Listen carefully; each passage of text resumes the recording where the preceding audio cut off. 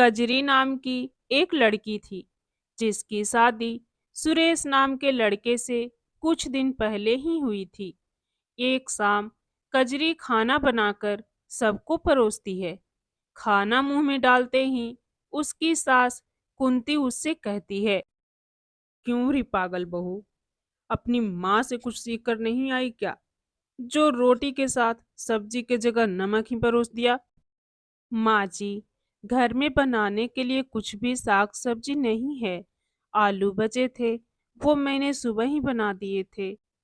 कैसे करम फूटे हैं हमारे। जब से इस पागल ने हमारे घर में कदम रखे हैं, तब से बरकत ही नहीं हो रही है इस घर में। अब तो ऐसे दिन आ गए हैं कि नमक के साथ रोटी खानी पड़ रही है। कुंती हमेशा ही कजरी से इसी कड़वाहट के साथ बात करती थी, लेकिन कजरी का दिल एकदम साफ था। वो दुर्गा माँ के प्रति बड़ी आस्था रखती थी। कजरी का पति सुरेश दिहाड़ी मजदूरी करके अपने घर का खर्च चलाता था, लेकिन पिछले कुछ दिनों से उसकी तबीयत कुछ ठीक नहीं थी, जिस वजह से वो काम पर नहीं जा पा रहा था। डॉक्टर साहब, आखिर क्या हुआ है मेरे बेटे को? गर्मी में लू लगने के कारण इन्हें उल्टी दस्त से बुखार आ गया है। इन्हें ये दवाई दे दीजिएगा। और हाँ, इनके शरीर में अभी काफी कमजोरी है, इसलिए 2 महीने तक इन्हें बेड रेस्ट पर ही रखना होगा। ये सुनकर कजरी का मन बड़ी ही उलझन में फंस गया और वो सोचने लगी, जब तक ये ठीक नहीं हो जाते मुझे कुछ न कुछ काम करके इस गृहस्थी को चलाना होगा। मुझे जल्द ही कुछ काम करना होगा, नहीं तो ये घर दाने दाने को मोहताज हो जाएगा। ऐसा सोचकर कजरी भूखी प्यासी काम ढूंढने निकल गई, लेकिन 50 घरों के दरवाजे खटखटाने के बावजूद भी उसे काम नहीं मिला। अब बस ये घर एक आखिरी उम्मीद है। ऐसा सोचकर वो उस घर का दरवाजा भी खटखटाई। कुछ देर बाद उस घर से एक औरत निकल कर आई। मालकिन, मैं गरीब सुबह से काम की तलाश में निकली हूँ, लेकिन कोई भी काम देने को तैयार नहीं है। मुझे काम की बहुत ज़रूरत है। प्लीज मुझे कोई काम दे दीजिए ना। देखो, मेरे घर पर पहले से ही काम वाली बाई लगी हुई है, लेकिन हाँ, अगर तुम बाजार से जाकर मेरे लिए कुछ सामान ले आओ तो उसके बदले मैं तुम्हें 100 रुपये दे दूंगी। वो क्या है ना कि धूप की वजह से मुझसे तो बाहर निकला ही नहीं जा रहा। हाँ हाँ मालकिन, आप बता दीजिए, मैं सामान ले आऊंगी।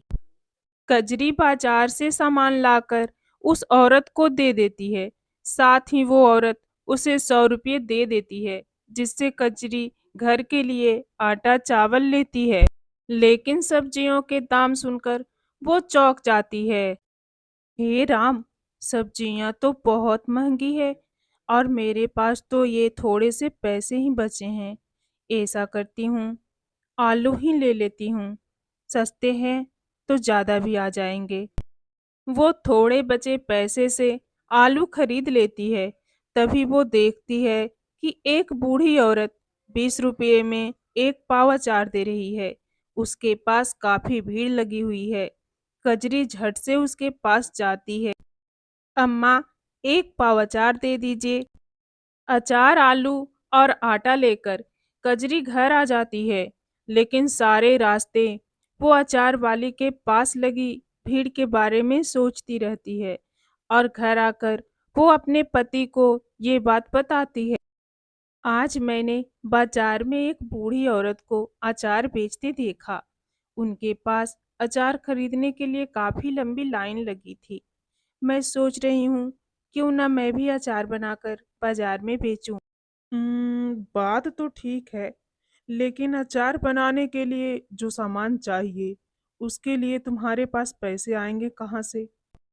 बंसी काका से कुछ पैसे उधार ले लूंगी और जैसे ही पैसे आ जाएंगे उन्हें लौटा दूंगी।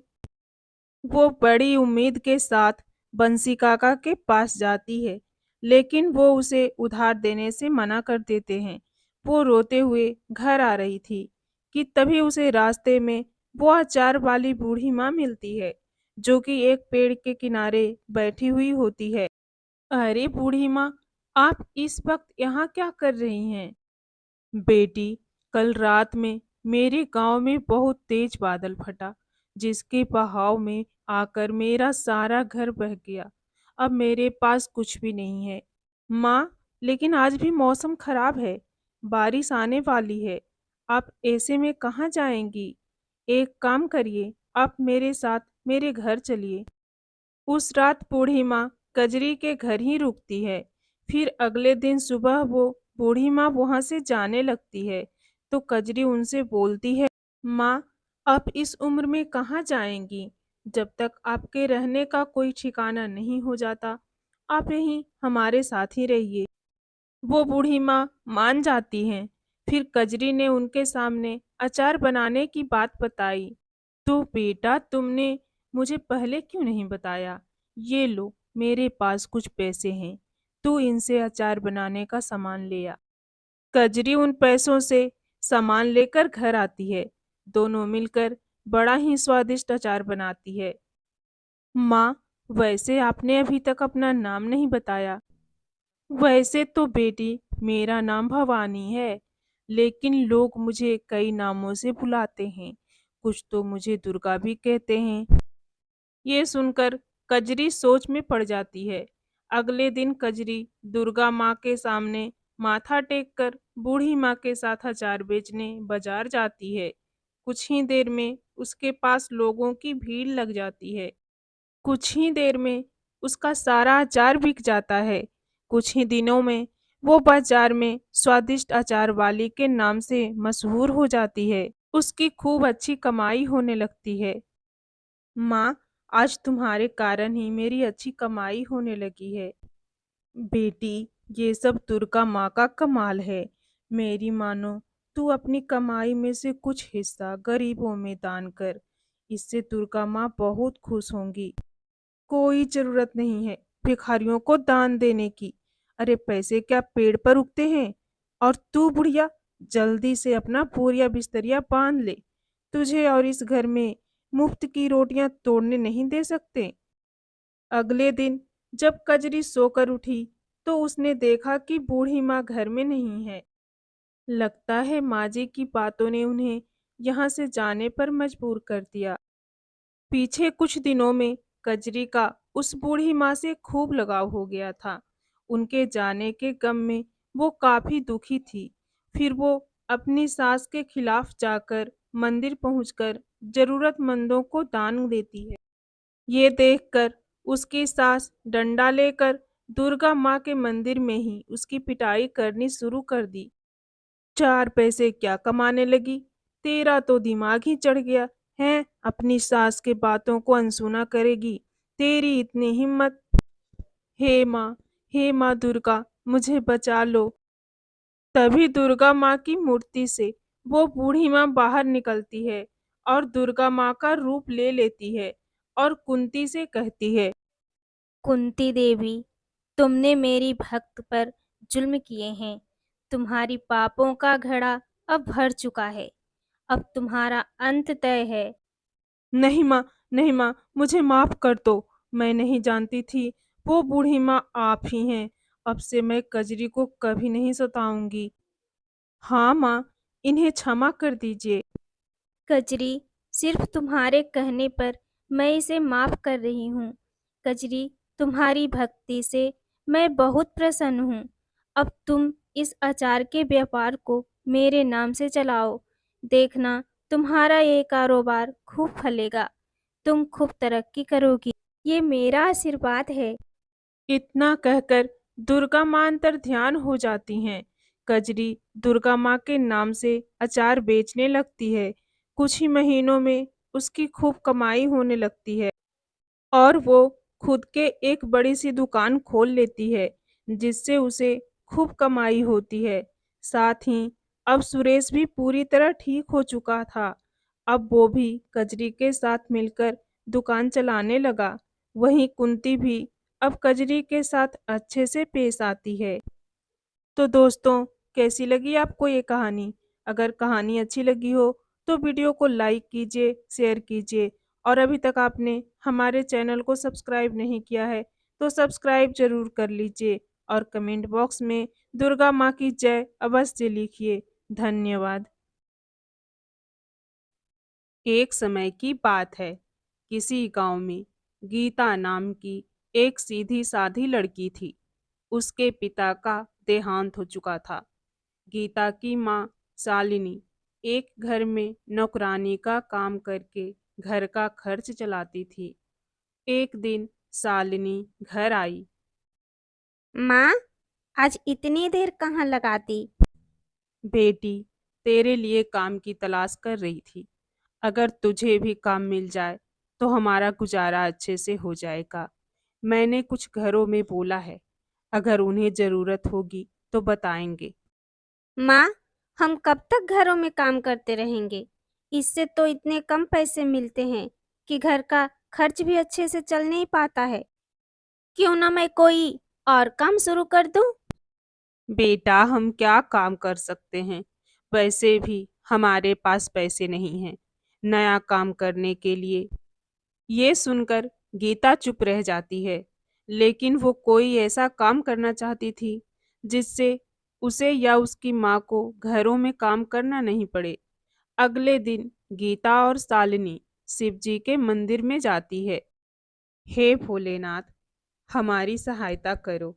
हमें कोई ऐसा काम दो जिससे हम अच्छे से गुजर बसर कर सकें। मुझे तो गीता की शादी के लिए भी पैसे इकट्ठे करने हैं। पूजा करने के बाद शालिनी अपने घर पर चली जाती है। गीता घर आने के लिए निकल ही रही होती है कि तभी वहां वो देखती है कि मंदिर परिसर में ही एक औरत फूलों की माला बेच रही थी। गीता उसके पास जाती है। बेटा, क्या चाहिए, फूल या हार? नहीं, हमने तो पूजा कर ली। मैं ये देख रही थी, क्या हम भी ये काम कर सकते हैं? बेटा, तुम बहुत छोटी हो, ये काम कैसे कर पाओगी?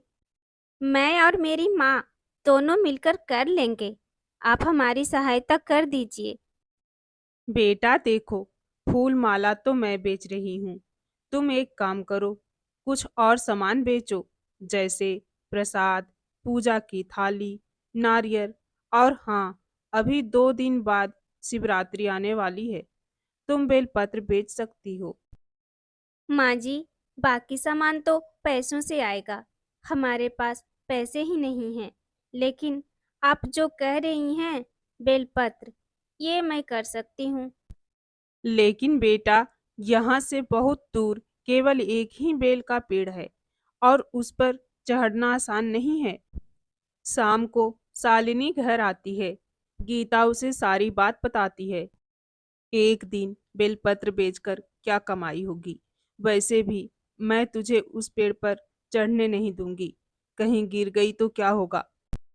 माँ, कुछ नहीं होगा, मैं सब कर लूंगी। अगले दिन गीता ढूंढती हुई उस पेड़ के पास पहुंच जाती है। गीता बहुत कोशिश करती है, लेकिन बहुत थोड़े से ही बेलपत्र तोड़ पाती है। वो सभी बेलपत्र को इकट्ठा करके घर आ जाती है। अगले दिन शिवरात्रि को सुबह जल्दी उठकर शालिनी और गीता दोनों मंदिर पहुंच जाती है और बेलपत्र का दुकान लगा देती है।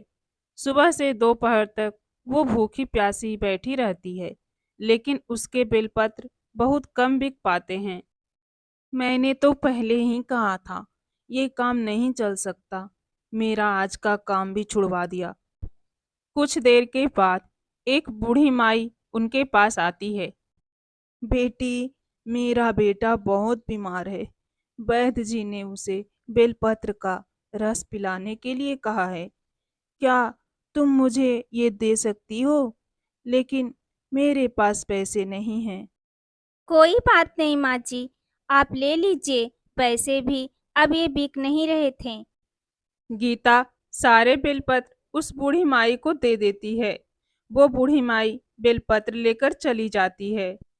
हम इतनी मेहनत से ये बेलपत्र लाए थे और तू इन्हें ऐसे ही बांट रही है। भगवान पर बेलपत्र चढ़ाने से क्या होगा? अगर किसी की जान बच जाए तो भगवान भी नाराज नहीं होंगे। चल अब घर चलते हैं, अब तो कुछ बचा नहीं यहाँ बेचने को। शाम होने वाली है माँ, आरती देखकर चलते हैं। शाम को मंदिर में आरती होने के बाद प्रसाद बांटा गया। गीता और शालिनी ने प्रसाद ग्रहण कर अपना व्रत खोला और घर के लिए चल दी। घर पहुंचकर उन्होंने देखा कि घर के बाहर वो बूढ़ी माई बैठी है। मैं तुम दोनों को धन्यवाद करने आई हूँ। तुम्हारे कारण मेरे बेटे की जान बच गई। माँ जी, ये तो बहुत खुशी की बात है। गीता और शालिनी जैसे ही घर में जाती है, अंदर एक कोने में सोने के बेलपत्र रखे थे। तभी उन्होंने देखा कि बूढ़ी माई भेष बदलकर माँ पार्वती के रूप में प्रकट हो गई। साथ में भगवान भोलेनाथ भी थे। गीता और शालिनी उनके पैरों में गिर जाते हैं। तुम्हारी सेवा भाव से हम बहुत प्रसन्न हैं। आज से तुम्हारे सारे कष्ट समाप्त हो जाएंगे। भगवान शिव और माता पार्वती दोनों को आशीर्वाद देकर अंतर ध्यान हो जाते हैं। इसके बाद दोनों घर के पास ही पूजा के सामान की दुकान खोल देती हैं। भगवान भोलेनाथ की कृपा से उनका काम बहुत अच्छे से चलने लगता है। हर हर महादेव। तो दोस्तों, कैसी लगी आपको ये कहानी? अगर कहानी अच्छी लगी हो तो वीडियो को लाइक कीजिए और शेयर कीजिए। और आपने अभी तक हमारे चैनल को सब्सक्राइब नहीं किया है तो सब्सक्राइब जरूर कर लीजिए और कमेंट बॉक्स में ओम नमः शिवाय जरूर लिखिए। धन्यवाद।